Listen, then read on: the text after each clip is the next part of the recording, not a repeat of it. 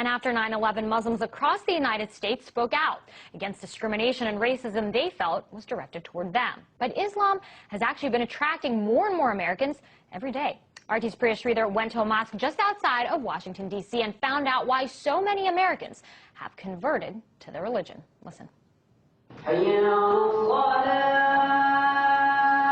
It's the call to prayer, and it's answered by more than 1 billion Muslims all over the world, including Caitlin Billings, a 22-year-old American who was raised Christian. I converted last year, the 1st of Ramadan. My mother, she was afraid that I was going to marry someone who would beat me. She was crying a lot. She thought that I was betraying her by changing my religion to something that she didn't know about. Backtrack almost a decade ago to 9/11. Today, our fellow citizens, our way of life, our very freedom came under attack in a series of deliberate and deadly terrorist acts. President Bush waged a war on terror, targeting extremist Muslims who were labeled as terrorists. Many Americans, like Caitlin Billings, remember that time in the United States very well. I was 14 when September 11th happened, so I didn't really know what was going on, if that really was Islam. People said it was, so I believed it just like everybody else. But as Billings got older, she decided to find out for herself. And her investigation led her to the Mustafa Center, a mosque just outside of Washington, D.C. that has become a haven for many Americans like Billings who have found Allah. A new poll found that almost 40% of Americans believe that Muslims should carry identification cards. Despite that, 20,000 Americans every year decide to convert to Islam. These converts say they don't regret their decision at all. It's a choice that they must think about every day. Around the world since 9/11, Muslims have battled bans of their religious clothing, profiling in airports, and discrimination in their everyday lives. People that I knew since I was very small think that I've changed personalities because of this. They don't see past the scarf. They just see the fact that I've changed. After joining a class to learn more about Islam, Carl Dodge also decided to become a Muslim. One of the big jokes that I've always made is before I actually sat down in the class and opened my Quran, everything I knew about Islam I had learned from CNN, And a lot of people are like that. So, and there were some negative reactions. And when it comes to the mainstream media, the depiction of converts can be somewhat extreme.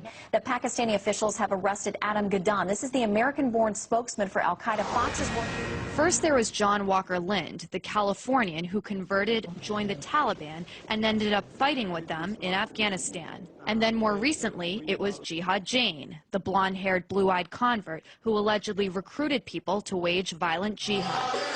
And for many American Muslims like Dodge and Billings, the portrayal of converts is disturbing. It does upset me a little bit because there's a lot of preconceptions people have. And until I actually took the time to open a Quran and see what was written, that was my only impression of Islam, is what I had seen on TV.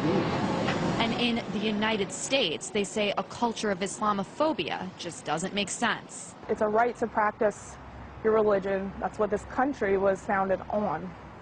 Not only, is it supposed to be that way here, this country was founded on those principles. That's, people that started this country were fleeing religious persecution. I just had somebody ask me the other day, oh, so are you against America now? And it's like, okay, I'm a U.S. veteran as well. I served in the U.S. Navy.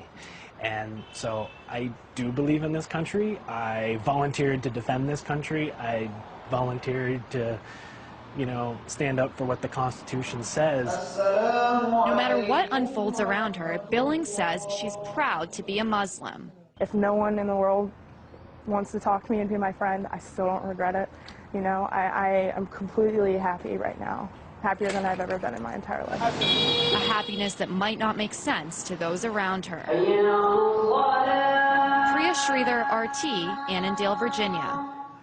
And Priya joins me now for more. So Priya, how do the converts in your story, how do they feel about this whole, mosque controversy, the burning of the Quran? Because we talked about how Muslims all over the world feel about it, but what about those here in the United States, especially those who actually converted? I mean, they're angry about it just like most of the Muslims in the United States.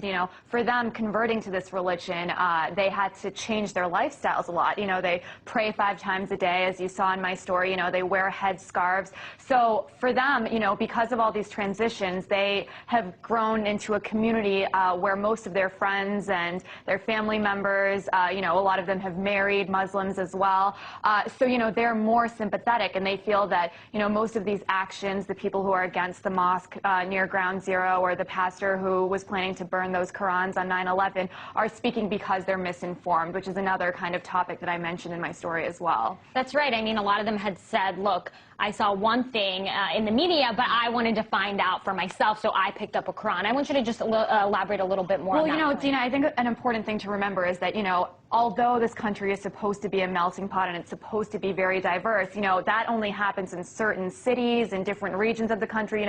There are places in America where people literally have never met a Muslim person before, so their only kind of perceptions are shaped by the media and what they see on TV. It's just like the way people on the other side of the world have certain impressions of America because of what they see on TV. So for them, all they saw was these wars in the Middle East, these very extremist Muslim terrorist groups, and then, what the American media said about converts wasn't helpful as well. You saw Jihad Jane, you saw Adam Gadon. So their point is that there are very ordinary people who convert to Islam simply because they found this religion that they believe can give them hope and, what everyone finds in whatever religion they have. And so they wish that there was more coverage of that kind of conversion as well. Definitely an interesting story. RT's Priya Sridhar there.